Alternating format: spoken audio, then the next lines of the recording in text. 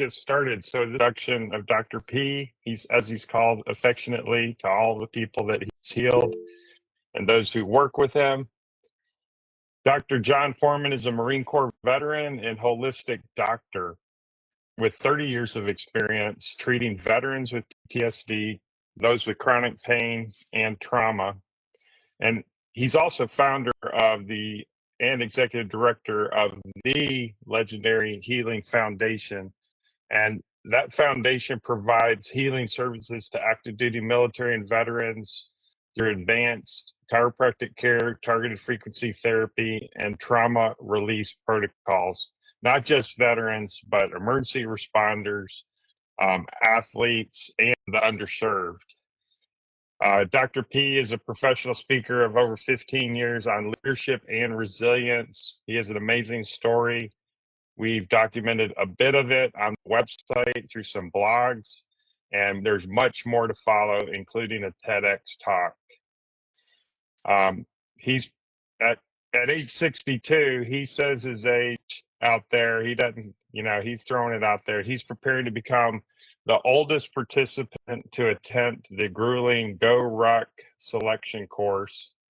So he may talk a little bit about that as well. His foundation does bridge the gap where traditional healthcare falls short, ensuring those who serve receive holistic health care they deserve. People fly from coast to coast to Tempe, Arizona to see him, and he's a busy man. So thank you for taking some time out today, Dr. P, to tell us a little bit about Beyond Symptoms, True Healing. Thank you. Thank you, Vince. First of all, I just want to welcome everyone for attending the legendary Healing Foundation's first event, and this one's Beyond Symptoms, True Healing. The core premise behind this is that what we think are some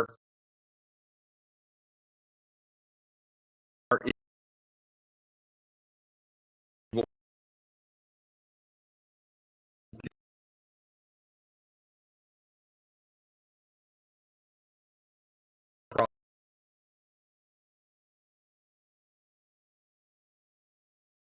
some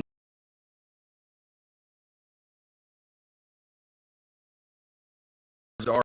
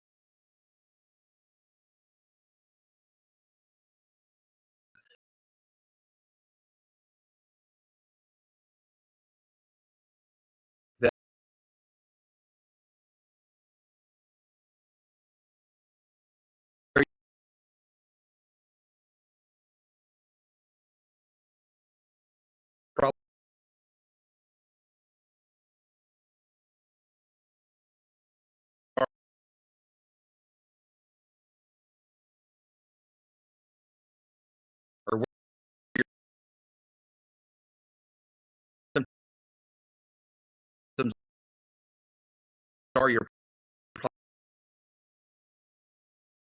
not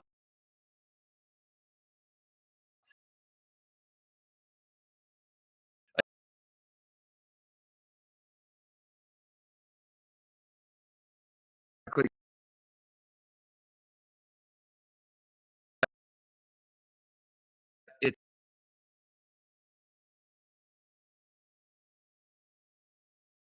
true. And a lot of times, unless someone has a specific area, something that comes on graduate issue. In listening to people that finds that or of the whole person shot of trauma, and they're really gradual. Either there's no go over the very first for 6 months follow, and I've heard on with him, he's having an allergic reaction to his heart, and got up, walked around, I was like, oh my god, and does it last? And it lasts, but he comes back in and I assess him again. And after the 2 days of the disc being on, that's about how long they last, 2 to 3 days, is the pain started to come back. So he comes back in, 3 or 4 days and he says, yeah, it started to come back a little bit. So I check him again. I'm looking at neurological again. So it comes back to his heart again. So I treat his heart again. That goes on for 4 visits. So my thing is this: the body is always talking to us. Whether we're going to listen or not is up to us, but they're talking to us. And so, because there's a great book out there, The Body Keeps the Score. So I'm listening, and his body's telling me, take a look at the heart. So I said to him, hey, listen, I'm not going to work with you again unless you go get your heart checked. He goes, why? Well, at the very least, energetically, something's going on with your heart. So let's get that checked. So he goes to the cardiologist. Cardiologist is like, okay, great. Like your chiropractor sent me. Really, what's the chiropractor know about the heart? Which he'd be right? Because that's not what I focus on. And yet I knew there was something going on there. And he runs a bunch of tests and says, oh my gosh, you have 4 blockages. The guy ended up having quadruple bypass. And the guy wasn't heavy. The guy was a runner. The guy was thin. He wasn't under like a ton of stress necessarily, more than anybody else. And he didn't look the part. And he didn't have any chest pain. He didn't have any shortness of breath. He didn't have any radiating symptoms down his arm. So he didn't fit the traditional model of, okay, he's having a heart attack or he's going to have an imminent heart attack. And that guy ended up, and then his hip was resolved. And his hip pain was resolved every time after he left to me, but it didn't let it because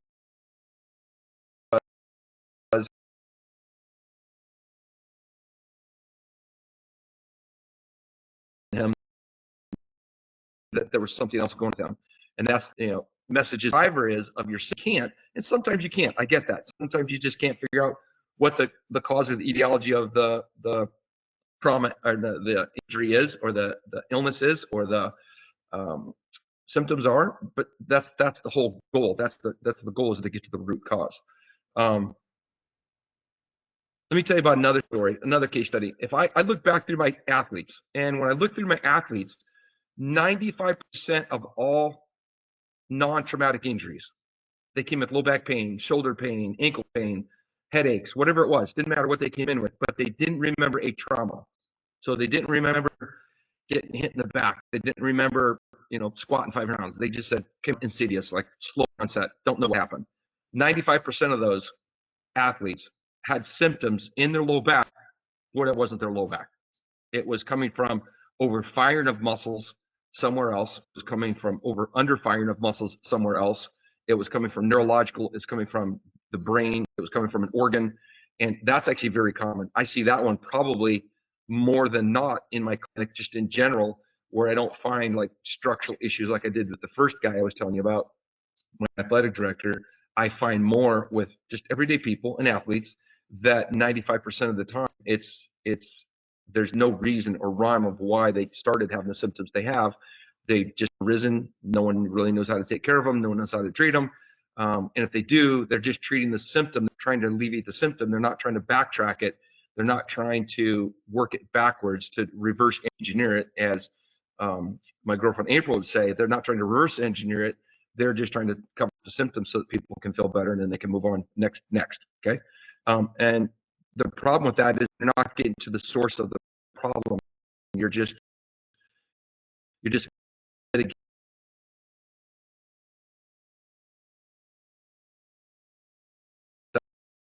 symptoms that people have. Saying that that's from Washington State recently, and he had really bad shoulder pain, and he had both sides, bilateral, and no one really can help him up at school, and he's been to other providers. No one can really figure out what's wrong. His shoulders are weak, which is really kind of odd because he's, a strong kid. But when I went in there and I tested him, everything was weak. Everything was weak. Every single muscle in his shoulders were weak. And yet he was a really big kid. He's an offensive lineman, so he's like over 300 pounds. So you would think like, oh, he's really strong. But you'd be amazed how many professional athletes, especially professional football players, American football players, that I see that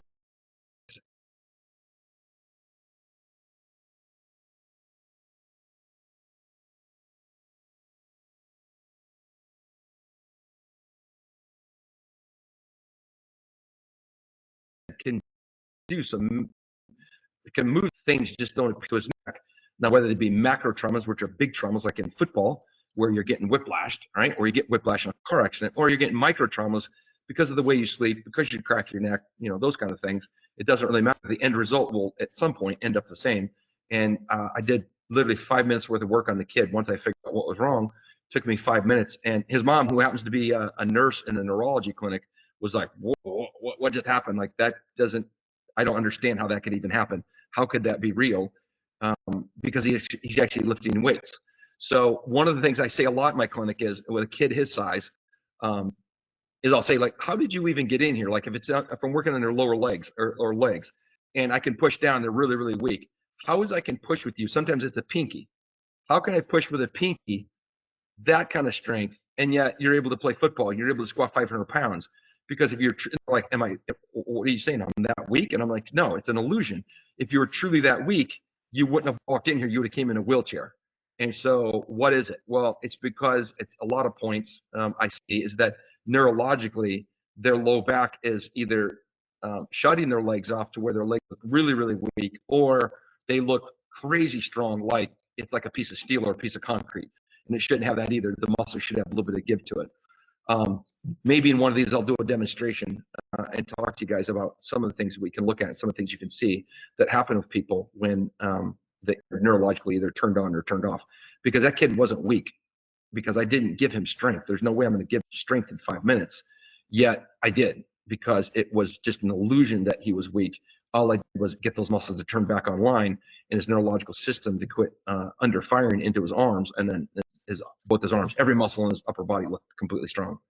And then, I want to talk about an athlete. I had paramedic, firefighter, and I consider everyone an athlete. So when I say athletes, that's pretty much anybody that sees me, because my thing is, if you're walking across the street and someone lets their dog out and he starts chasing you, better be an athlete, or that dog's going to take a chunk out of your rear end.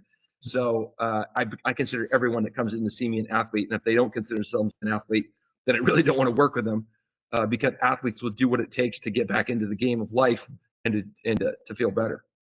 So this athlete had constant pain, but he also was constantly, what I would say, on the gas. He was always pushing. He was always on.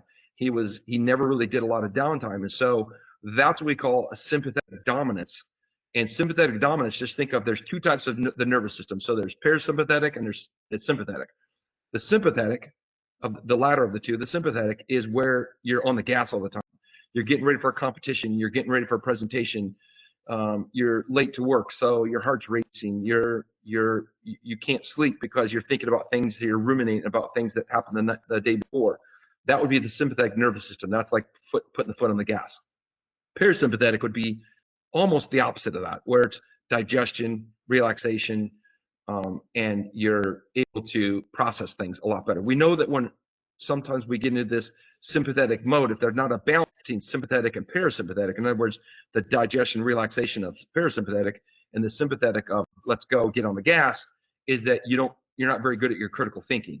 And so what happens is it shuts off the prefrontal cortex, and so you're just not able to make decisions very, very well. So that's one of the reasons when people get in arguments or get upset with each other, they probably should take a time out rather than trying to resolve things when they're in the heat of the battle, because you're just not very good at critical thinking. You're not gonna have very good judgment at that point. So with this guy, one of the things I did with him was I taught him how to meditate. And so when I say meditation, people go, oh my gosh, I don't know what meditation is, or I tried that, it doesn't work, or I went to somebody that said I wasn't doing it right. And that's where I think we go wrong. So I want to go into that for a little bit of kind of what I did with this guy. Because meditation is not an act, it's a connection. It's not a set of rules of A, B, C, D, of these are the things you have to do and this is the way you have to do it. It's more of a connection of connecting within. It's also going to be a connection of power, because I have faith, and so I believe in a higher power, but I also believe that higher power resides in me because I know it flows through me. So I believe in connecting with a higher power above, but then also connecting with the higher power within me.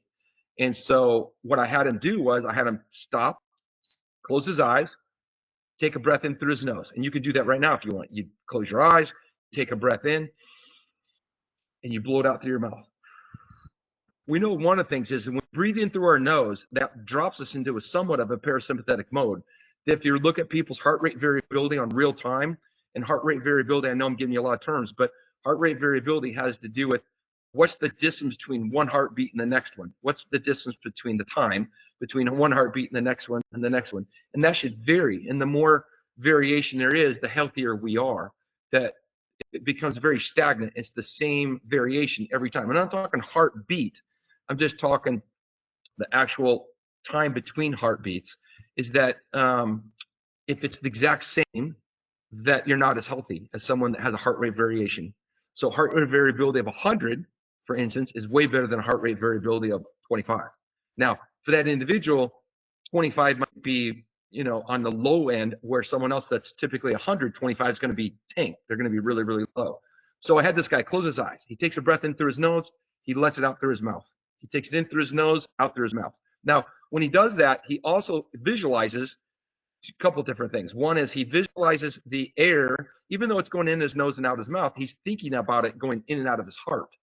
When he does that, that's something that HeartMath Institute came up with, and it showed that you can raise your heart rate variability by doing that, and you can get into a parasympathetic mode. There's a couple of things in mind there. So he closes his eyes, breathes in through his nose, out through his mouth, but he visualizes the air going in and out of his heart. And then the last thing is, what's something or someone that puts a smile to your face? And that might be your mom, that might be your grandma, it might be someone alive, someone passed, it might be an event coming up in the future, it might be your dream vacation that you're imagining in Hawaii that you have on your dream vision board, whatever it is. Something that puts a smile on your face. When it puts a smile on your face, then we know that drops you down into a more parasympathetic mode too. And we also know that it also does something called heart coherence, which connects your brain to your heart, or more so, your brain to your heart.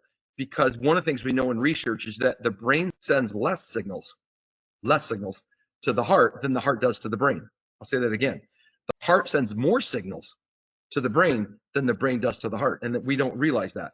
Because in 1979, the heart was reclassified from an organ, because we thought, dum, dum, dum, dum, all it did was pump blood. We figured out in 1979, it's actually an endocrine gland. It secretes many, many hormones, and those hormones are messengers to different parts of the body. And one of them is the big one, is the brain. So when I tell people we should be led by your heart and not by your brain, that's what I'm talking about. Because when we're stuck in our head, a lot of times we're stuck in sympathetic mode. When we drop down into our heart, we're dropping down into more of a parasympathetic mode. And when the guy did that, he just found that his pain started to ease. And that was literally in clinic.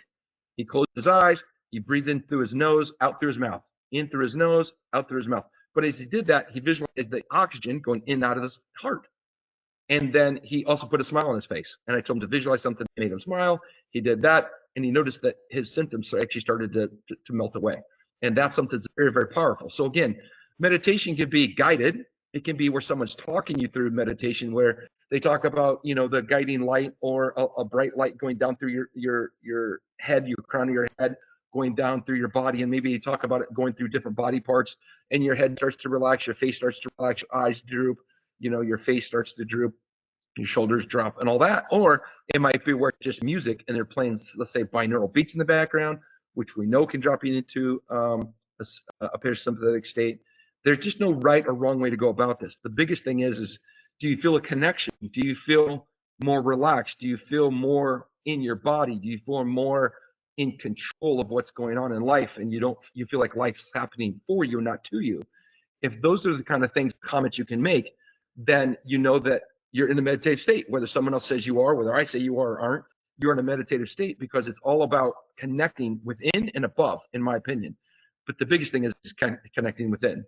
So in that, let me just say this. When you're trying to meditate and you're trying to drop into parasympathetic mode, one of the things we know that's really good about that is that we can measure brain waves. And so when we measure brain waves, we know that when you're in this awakened state, you're in this there's beta state. When you're really high, ready to go for a football game, or getting ready for combat, or getting ready to, have an activity, you're in this high arousal state or high beta state. Then you can drop down into a beta state. That's like your everyday state. And then if you really want to get relaxed and close your eyes and do that breathing, you're going to drop down into more of an alpha state. If you are getting ready for sleep, or you first wake up from sleep, you're in an alpha state. You're in a very relaxed state. You can take in suggestions. That's where hypnosis works really well, because it drops you down into an alpha state. If you can drop even a little bit lower, then you can get into a theta state. The only way to how to do that is to have a brain cap on and have people measuring you through an EEG through real time, or you can have guided meditation, or you can have sound meditation where they're playing these beats in the background. You don't hear them auditorily, yet your brain hears them. Your brain will process them, and your brain will drop in onto the state. One of the things we found that, we talk about, the big thing in the last like 5 to 10 years has been forgiveness. And forgiveness works really, really well. Forgiveness, that's one of the things I did with my firefighter. I said, well, what are some of the things that you're really, you're really grateful for? What are some things you maybe need to give forgiveness for? And so we had to talk about that, because sometimes it's one, sometimes it's the other, sometimes it's a combination of the two. It's just like when I add things to my plate, to do that, I've got to take things off my plate. So if I'm going to give gratitude, I might need to also give some forgiveness for some things in my life. Could have been things that happened today, or could have been things that happened, 2 days ago. The other one is that not only is it sometimes forgiveness that you think you need to forgive something or forgive someone, but you might need to thank them and be grateful for them. A lot of times when people think they need to give forgiveness for things, it's really that they need to have gratitude for things. Because, you might think that you need to forgive someone for something they did to you, a wrong did to you, yet in doing that, it pushed you down the path to where you are now, and doing the things that you're doing, and involved with the friends that you're involved with, and the business that you're involved with, because of the things that happened to you, because the life didn't happen. Well, take it back. It didn't happen to you because it happened for you. And that's a different mindset. But that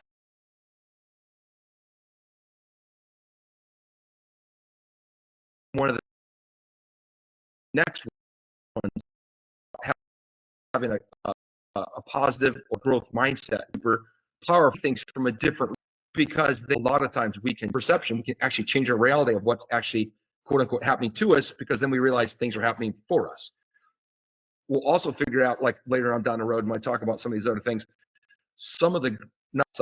all of the greatest lessons I've ever had in my life, and other people I've interviewed over the last 30 years of being in practice, of either being a great healer or a great leader,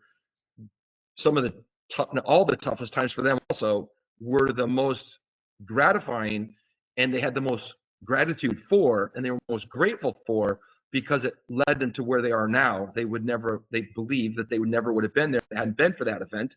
And so they had a lot of gratitude for that. And they had a lot of growth. So with gratitude will come growth, and with growth will come gratitude. They kind of go hand in hand. So those are some of the things we'll talk about in the future. But like I was talking about in the parasympathetic mode, if we can drop down into that, there's things we can do to, when we start breathing like that, what are some things we can attach to that? And so people talk about links, or they talk about binders, or they talk about quick access. So however you want to look at that, what are some things I can do to that? So I've taught some golfers this before, is that when you need to get in that parasympathetic mode, as you're standing over the ball before you're going to hit the ball, you don't have, like, let's say 5 minutes or 10 minutes to meditate. You don't have 15 minutes to meditate. Traditional quote unquote meditation. So, and you maybe can't close your eyes or whatever. And if you can't, maybe you're going to be for like a second. It's going to feel they're going to get weirded out if you stand on the ball. He's got his eyes closed for like 20 seconds before he swings, or he opens them back up and goes. So then you can do things to link that together. And so what I'll tell them is, to get a quick access to that parasympathetic mode, is once you know how to access that, you've done that repeatedly, whether it be for a week or for a month, whether it be 10 times or 100 times, 1,000 times, whatever it is, then you can put a link to it. It might be that you touch your nose. It might be that you touch the brim of your hat. It might be that you click your heels together. It might be that you touch your chest. It might be that you blow a kiss. Whatever it is that when you get into that, your brain says, oh, okay, it's go time. We're in parasympathetic. Like I tell people, you cross the lines of the football. When you step on and the game of football is good. But as soon as your foot crosses that line, it's an invisible barrier. But as soon as you hit that, it's like Terminator, right? I'm going through the gel, and as I get to that, I become this alter ego. So it's kind of the same thing with that, but this alter ego is going to be something that's relaxed. It's going to be something that's very calm. It's going to be something that's very good at critical thinking. It's going to be someone that's very good at just letting the moment happen. And then also I talk about getting into the flow state. So the flow state really is a meditation. And when athletes say they were in the flow state, they were in a meditative state. They were down into that theta or alpha state. Because remember, you're high beta, then you drop into beta, then you drop a little bit lower. Now you're in the alpha. That's that relaxed state before I go to sleep or when I first wake up, most suggestible at that point. Then I drop down into what's called the learning state, or I'm in the theta. And if I want to get to an even better state, it's not lower, it's actually higher now, is actually, because we're talking about brainwave patterns, is the highest state is gamma. And gamma is gratitude. So if I can think about someone that's, that really makes me feel grateful about my life, or I'm stepping over the ball, or I'm getting ready to step on the field and I'm really grateful for something that's going on in my life, and then boom, I break through. That's when I can either drop into a sympathetic state or a parasympathetic state. So again, that might be the line of the football field. That might be when I walk out my door. That might be in the locker room, because we have a thing that says dominate. We touch the dominate, boom, right? We're on. And then the next one is that takes to another level, like in the military, DEFCON 1, DEFCON 4. So, DEFCON 1, we're in the locker room, gives a speech, and we're getting a little jacked up. DEFCON 2 is we touch the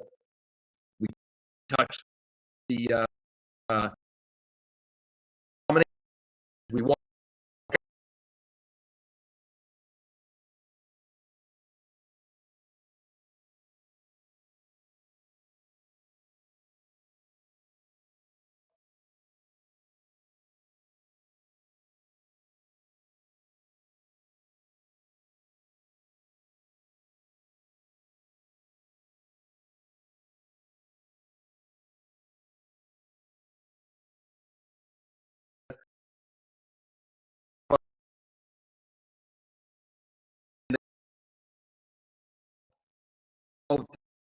Lines, that's DEFCON 3, and then or it goes off, you drop down. We're going to be very, very positive. We're going to let them affect us in our life.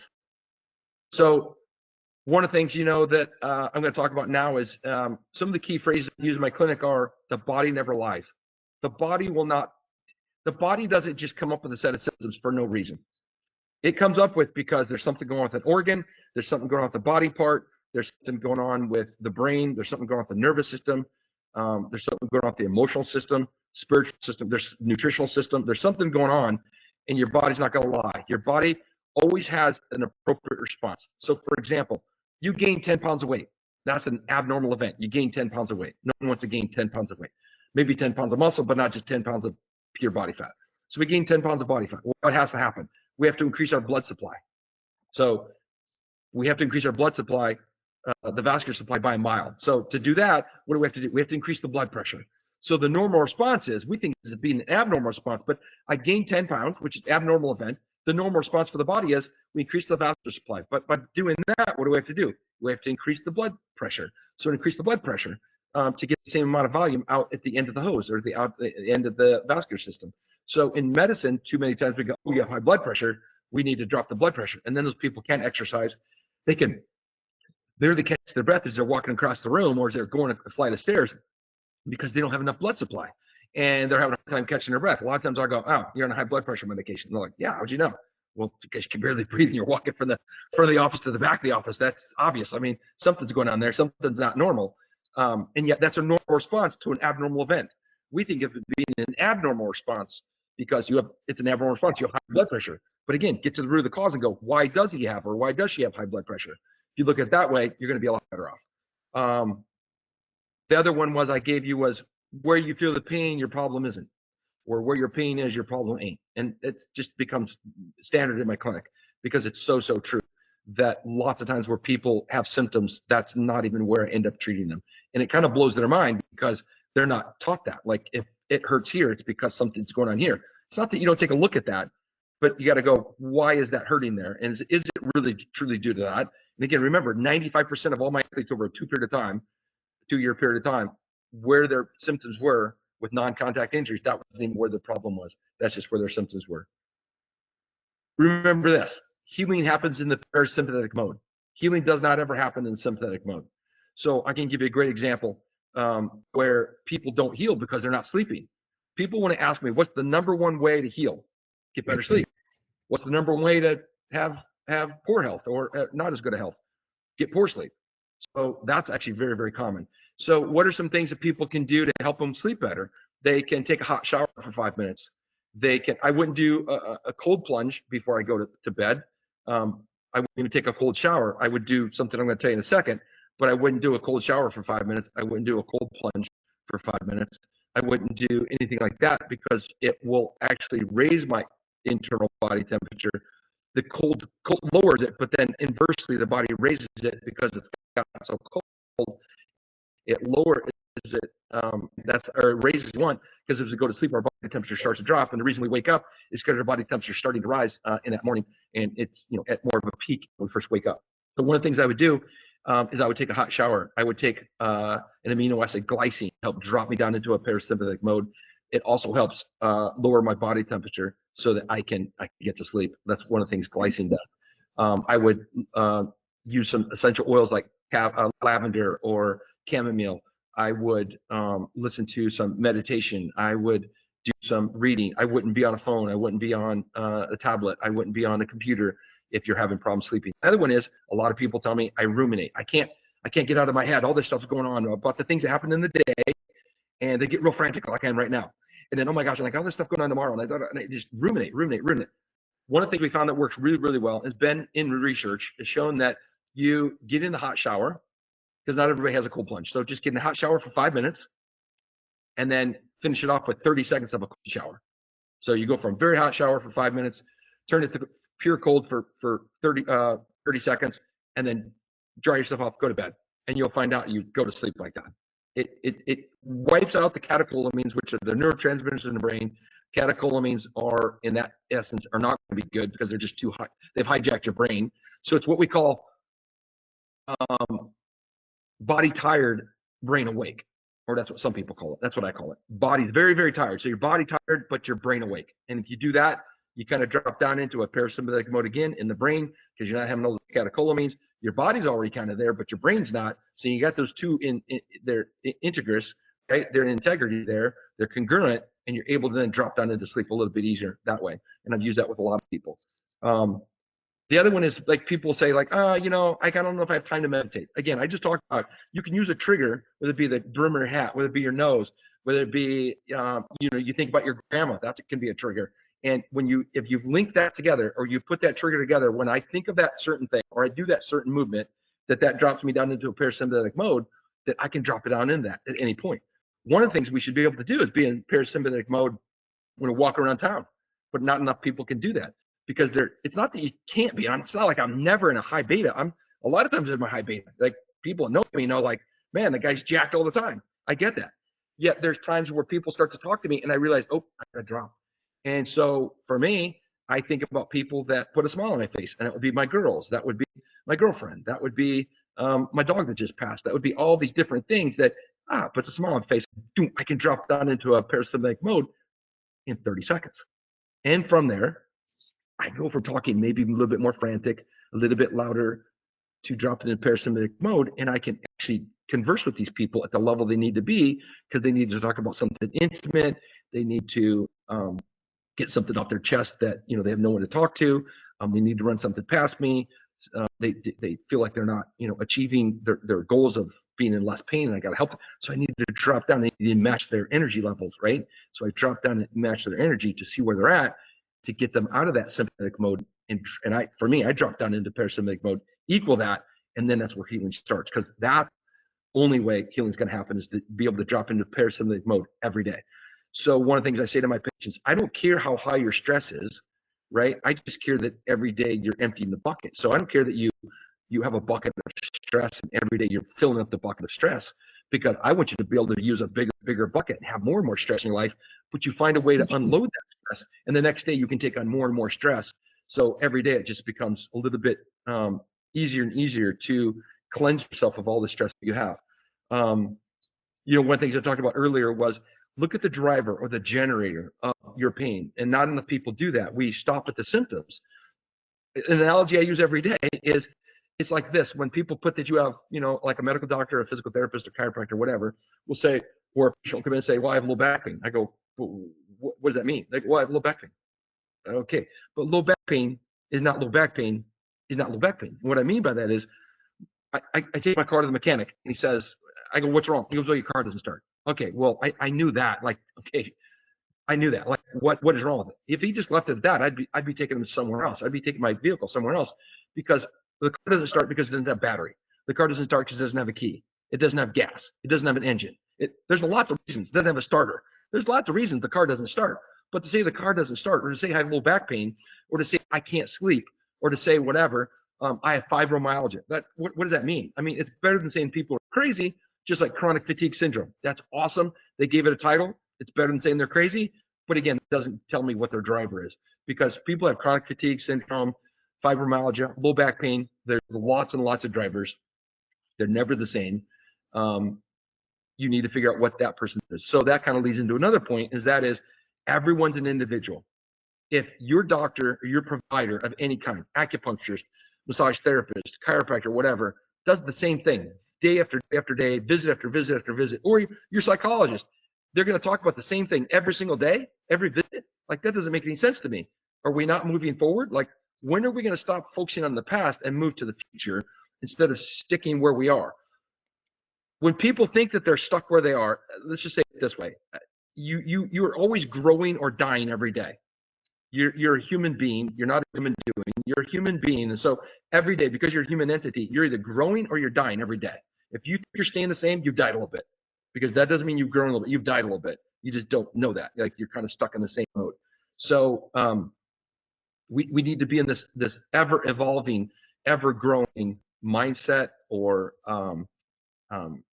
growth, prosperity, abundance, whatever term you want to use. We need to be looking at that way, that we're always getting better. That, I have low back pain today, yet it's not the same as it was yesterday, because today it's only 95% of the day. Yesterday was 100% of the day I was awake. And it's funny, because I'll be treating people and I'll say, hey, how's your low back pain? Like, it's the same. I'm like, really? Yeah. Or they'll say, I still have low back pain. I go, oh, okay, well, tell me about it. I still have low back pain. I know that. I heard that. But tell me about it. Well, I mean, I had back pain yesterday, for instance. I go, great. How long did it last for? How long did it last for? And I go, yeah. Well, it lasted for, like, I don't know, 10 seconds. Oh, only 10? How long did it last for when you first started? I don't know. Oh, I can tell you. I can look right here. It was constant. The time you were awake, it was constant. Or it was 50% or whatever. Now you had it for 10 seconds. That's an improvement. And you have to point that out to people, because some people get so stuck in the mind of, like, oh my God, I have pain. I still have pain. Well, you still have pain, but it's not the same as it was. So what's the duration? What's the frequency? What's the location? What's the intensity? And if you look at all those things, you can find out that, oh yeah, it is a little bit better than it was yesterday. And if that's that growth mindset of, like, oh, I can see I'm getting improvement. I'm getting improvement. You'll take someone that says, yeah, I'm in the tunnel and I see a light. But when they start, what's that light? It's a train. It's the train that's ready to run them over. That's what they see. Now, as you get through that growth mindset and you start to show people a little bit of results, and you show them and you talk to them about the mindset and how they need to talk to themselves positive and not be negative of themselves and all that kind of thing, that they realize, oh, okay, well, yeah, there's still light at the end of the tunnel, but it's not the train. It's the entrance to the tunnel. Or in my instance, I'll say, oh, it's still a train. And people go, oh, it is? I go, yeah, it's the train that's going to take you where you want to go. Instead of it running you over, which is what we think it's going to be, right? Like that pain. Why was that pain there? I've never been wrong with people in this. If you listen to your body and listen to the message or the lesson it's giving you to why you have pain, or why you're always sick, or why you're always ill, or why you always have all these problems, if you listen to that and you address it and you solve it, it goes away. Because I believe that it's not God punishing us. It's God or the universe or your body or your own innate intelligence telling you, like, there's a lesson to be learned here. Deal with your stress. Go get your heart looked at. Get back into church. Whatever it is, it's a message to tell you, like, the reason you still have suffering is because you're not addressing what you need to have addressed. And when you address that, it's amazing how things just kind of disappear. It's almost like magic. But it's because, and it's only because, You're listening to the message as though it's happening for you and not to you. If it's happening to you, that's punishment. I don't really have an answer for that. But if you go, it's happening for you, now I can maybe help you with that. And I can help you give an answer to that. Because now you look through that and go, why did I blow up my ACL? I go, I don't know. But I can tell you this, it's going to be a great lesson in your life. And I had a girl, this was 3 years ago, blows out her ACL, comes back after the whole recovery 5 months later, which it should take 5 months. And it did. They told her it's going to take a year. I said, that's crazy. Not with what I do. I tap into this amazing human body that God designed, like you can recover in 5 months. That is not uncommon. That will happen. And there's actually people that are reporting this now that are medical doctors. There's a guy in the East Coast out in New York City that's doing this where he's getting athletes running again after ACL surgery. No meniscus surgery, just ACL in 3 weeks. And that's what should be happening. If you're doing the right stuff and you're tapping into the power of the human body, in 3 weeks, they should be back to running and jumping and jogging and whatever, right? And lifting, all that kind of stuff, because he did a really good job in the surgery and you don't have to worry about re-rupture rates. That's what you should be having done. So this athlete said to me, you know what I realized? I blew up my ACL because I was really good in Arizona, but I wasn't great around the country. And I want to be a national caliber soccer player. I never will be because I never would have been if I hadn't injured myself because I wasn't training at the right level. Now I get it. And I realized, I wasn't sure if I really like soccer because I said, maybe you find out this, maybe you find out you don't like soccer. Maybe that's why you got an ACL injury because now you get this time off and you go, I don't really miss it. Guess what she found out? Absolutely tore her up because she loved soccer. And she realized if she really loved soccer, she was never going to be at the level she wanted to be, like a D1 athlete, because she wasn't even practicing as a D1 athlete and she wasn't performing as a D1 athlete. And she wasn't going to perform as a D1 athlete because she wasn't some absolute freak. But she was training like a D3 level, and that's what she was a D3 level. She then upped her game and then went to a whole nother level and became a D1 athlete. So those are the kind of things that I see in my clinic every day, every single day in my clinic. Something to one degree or another happens. I'll tell one story about something that happens and then someone else is listening. That's why I have an open air concept in my clinic, because I want people to hear stories from other people and to understand that they're not going through this alone, and then people there to support each other. It's really cool when I get like an older athlete, like I got this guy, Jake Winicky, who's a four-time All-American at South Dakota State, and he's a missionary. He's one of my best friends. He's a missionary at Nebraska. He might even be on this call. I don't even know. He's just a great human, and he just helps lead people down a positive path. And he's always there to ask me questions about, hey, how can I get better in what I'm doing? And he would be in my clinic coming down from South Dakota State, or even now coming from Nebraska. And he's in there. He goes, oh, hey, what's going on with you? He never tells him, hey, I was a four-time All-American, or he was an All-American. He'd say, I'm an All-American. He didn't say like, oh, we're national champ. He would just be talking to them. They're like, oh, I play college football. Like, oh, great. What do you play? Oh, South Dakota State, and that kind of thing. But he would get to know them and get to know their journey and ask them how their life was going and what lessons they were learning from, because he gets it. He totally gets it. What's the lesson? What are you getting from this injury? And they kind of look at him like, wow, that's what Dr. Porman says. And he's like, yeah, because it's funny how that great minds think alike. I know Vince is on this call because Vince is a very good friend of mine.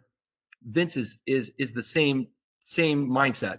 Is there's not an obstacle in front of us, there's an opportunity. And so Vince has, if any of you don't know Vince, he helps people run nonprofits. Vince basically runs my nonprofit. Vince and Ricky are absolutely the two most amazing human beings I've ever met, like absolutely the best. And it's because they have a mission to help other people. That's why we align. That's why later on we'll talk about, mindset in one of the upcoming ones. We'll talk about frequencies, because I do things called targeted frequency therapy. Well, think about that. In my targeted frequency therapy, I take a frequency of what's wrong with the tissue. I take a frequency of what is the tissue's frequency. So those two frequencies match. When I do that, it's magic. Well, guess what happens when you bring the frequency or the energy of Vince and Ricky's energy and you bring it to mine? Like, it's total synergistic. So before I open this up to questions, think about that. Let me end with that. Is that if your frequency doesn't match someone you're with, it's going to. Either they're going to have to raise to your level or you're going to have to drop to their level. I learned this a long time ago in a personal development course. They said, hey, when you leave this class, how many of you, this is, this 800 people in San Diego, how many people this has changed their life? All 800 people raise their hand.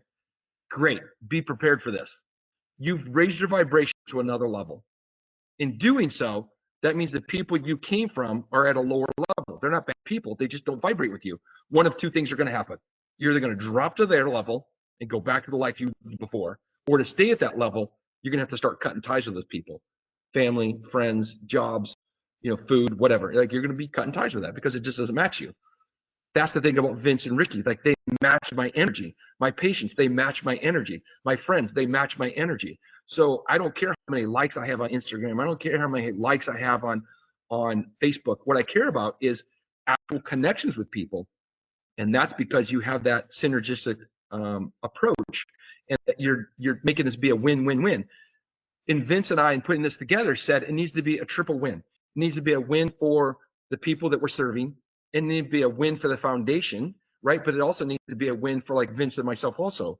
So if it's not, and only one of those three are met, then that's not going to serve well for very long. It might go on for a year or 2 years.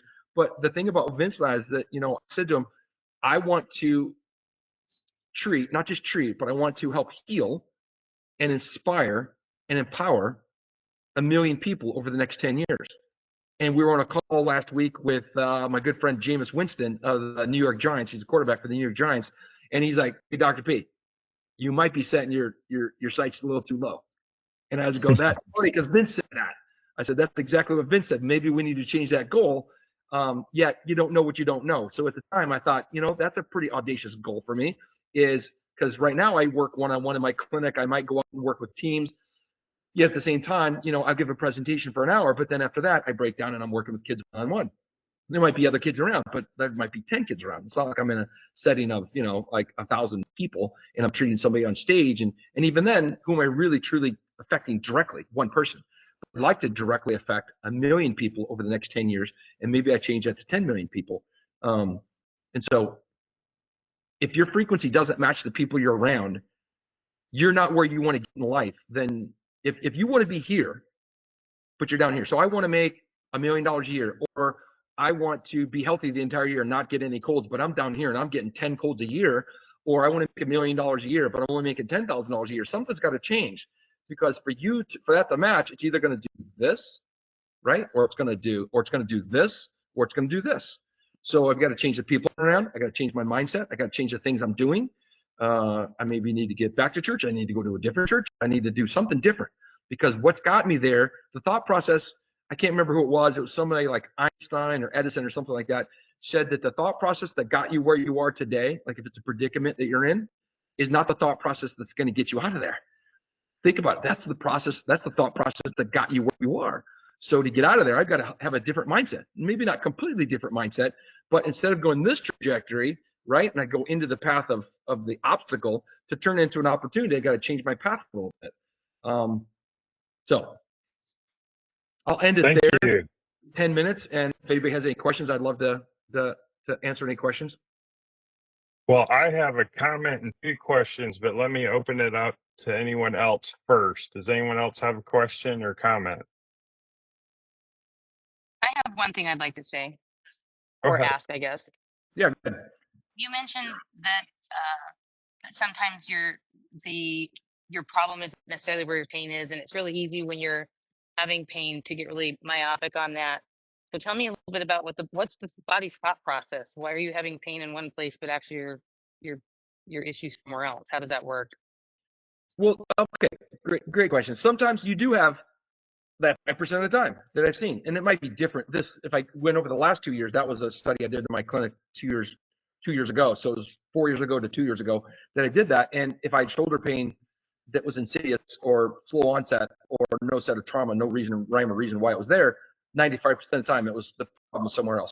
5% of the time though, it still was right there, right? So it could be an old injury that I had. But even then I go, okay, but what set that off? Like what is the lesson? So I believe that there's always a lesson that's to be learned of why that injury is there or why the injury isn't resolved. I'll give you another great one, is that for myself, I was having I injured my elbow, as you know. I injured my elbow, I injured my shoulder, and it's not resolving. I can't figure out why it's not resolving. I'm trying everything. I'm throwing the kitchen sink at it, and it's not getting any better. I would have done these therapies 999 times, and it would have helped 999 times. But that one time out of 1,000, it didn't help, and it was me. And so I'm like, gosh, what is going on? So now what happens with that? That keeps going, it keeps going. I'm trying, I'm working around it. I'm in the weight room and stuff. Next thing I know, I start getting some chest pain. And I'm like, what is going on? Hell, man, that chest pain, like, that's not good. My dad died of a heart attack. That's not good. I go and see a friend of mine that has a machine that I'm getting ready to purchase, which is called a heart sound recorder, which measures the heart sound.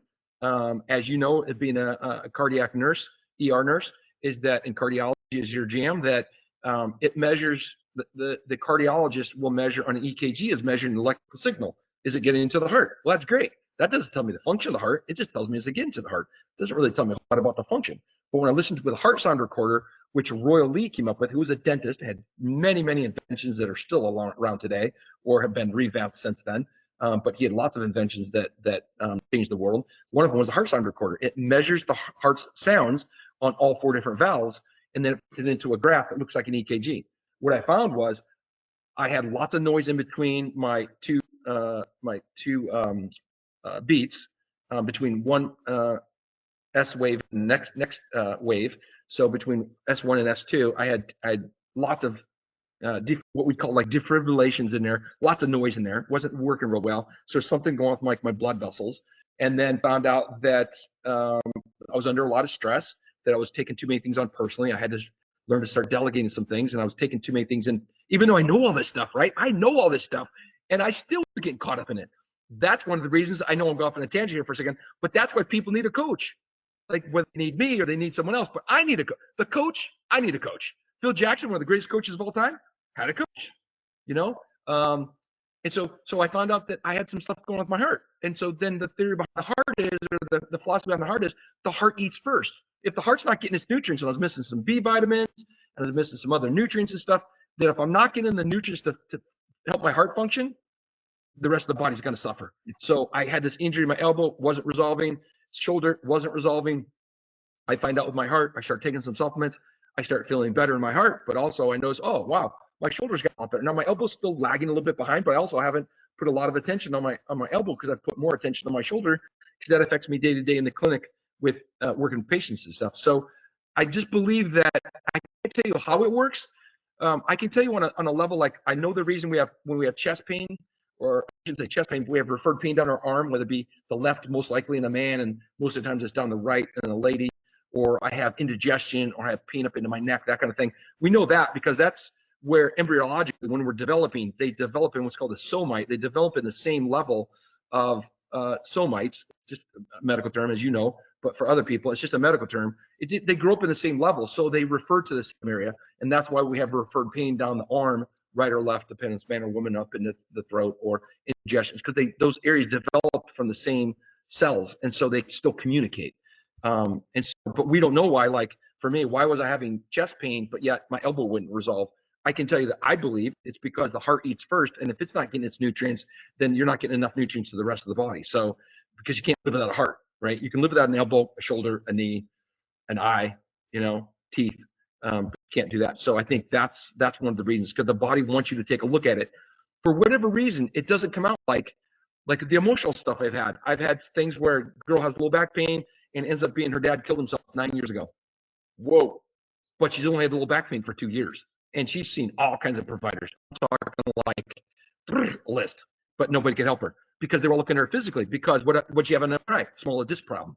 So they're in there, they're injecting her, so doesn't get better. Doing PT, chiropractic, massage, strength training, getting better until I do emotional work. And in one visit, don't touch her back. She gets off the table, 95% better.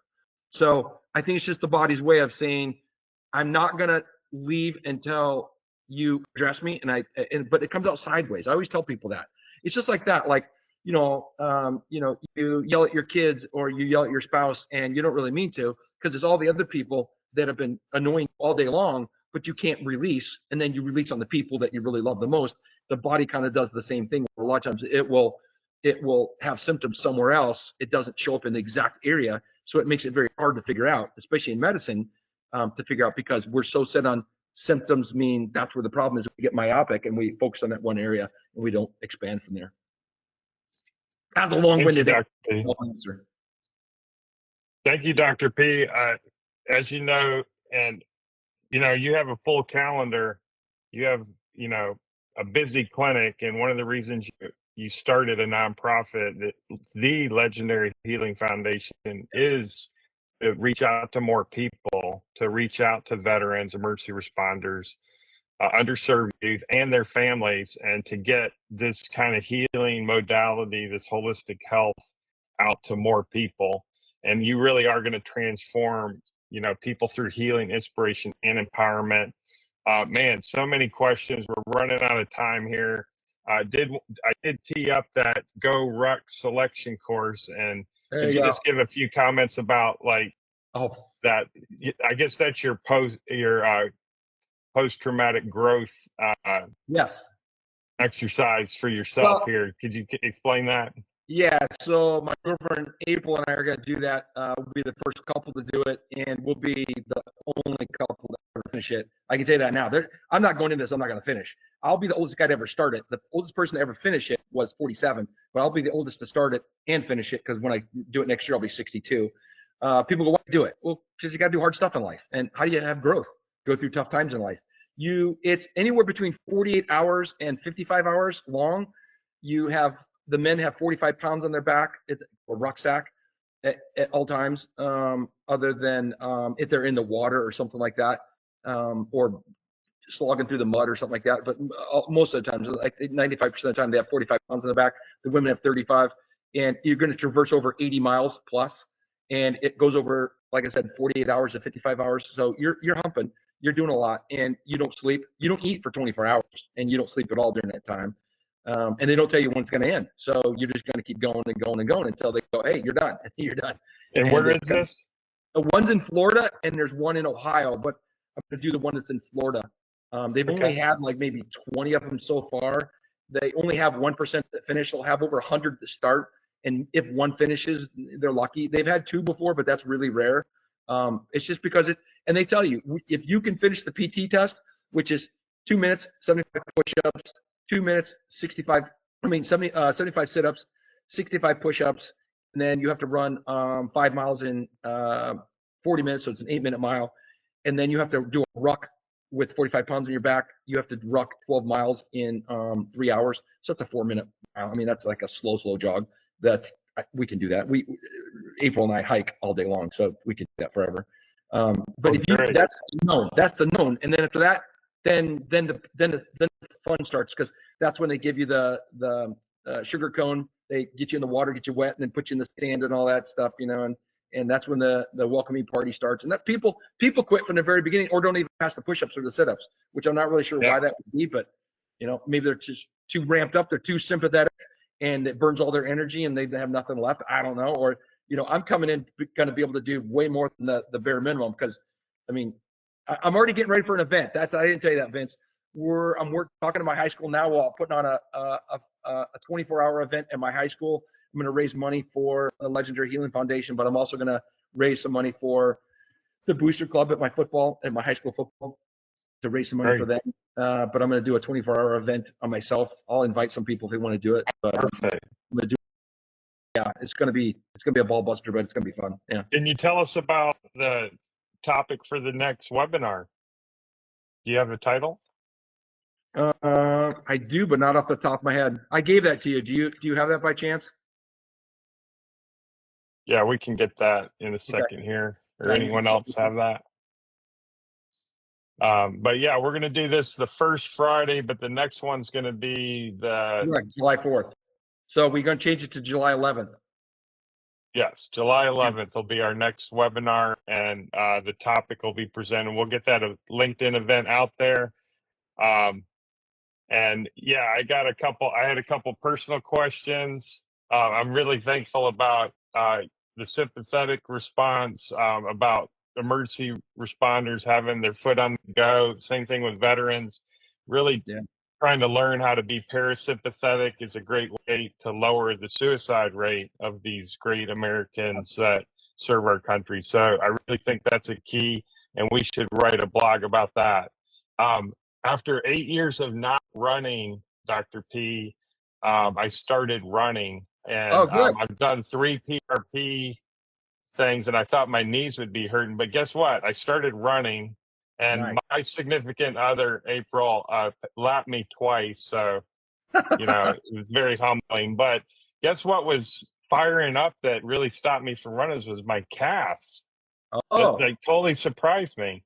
okay. So I'm So like, do I need to stretch my calves? Do I need to so like strengthen I'll my give you calves? I was something. just like, oh, I'll give you something in the research. I gave to a guy of mine that had an Achilles partial rupture over and over and over again. And the guy says, well, wait till it ruptures and then come see me. He goes, nothing I can do. He goes, no. So he comes sees me. I go, well, I can do some sound wave on it, TFT with all my TFT stuff. And so his Achilles is great. So once it starts to get better after about 10 sessions or so, I said, hey, listen, this is what I want you to start doing. I want you to start doing straight-legged calf jumps. So you're not bending your knees. So you're not using your quads, just your calves. And he can go about 30 seconds. He's a softball player.